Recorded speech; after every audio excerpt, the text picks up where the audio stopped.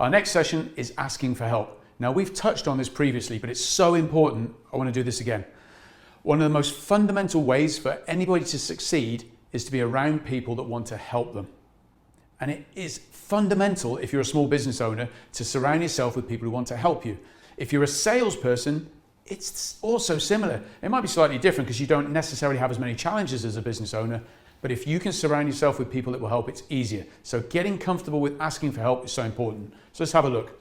Most people love helping, but they don't like asking for help. So again, what can you do that will help you to become more comfortable with this? And this is ultimately helping other people. Think of it as a bank of goodwill. If I look at you and our relationship here today, if I do you favors, if I buy you a coffee, if I buy you a meal, if I give you a lift to the airport, if I pass you a client, everything I do for you is like me adding money into a goodwill bank. And then one day when I turn around and say, do you know what, John? I wonder if you could help me out. I'm a little bit stuck. Would you be okay? John says, yeah. I'm dying for you. I've been waiting for you to ask for so long. You've done so much for me. He said, would you mind just, I'm looking for the best way to get kids to play tennis. And I know you play tennis. Do you have a coach you could maybe introduce me to?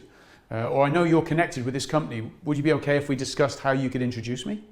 The chances are John would say yes. So think about the referral as a bank account. The challenge is when you're withdrawing from the bank account all the time and not putting in. By the way, every relationship is like this in life. I'd encourage you to go back and think about your loved one, maybe buy them some flowers or a present and start investing in that relationship again as well.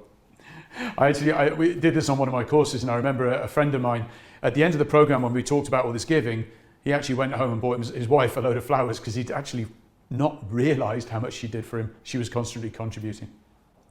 So what this requires is a shift in perspective. Let's surround ourselves with other people. Can you imagine how easy life would be if every person around you was highly connected, wanted to help you, and you all wanted to help them? What a powerful dynamic life could be. Ask yourself, are those the people you're currently around?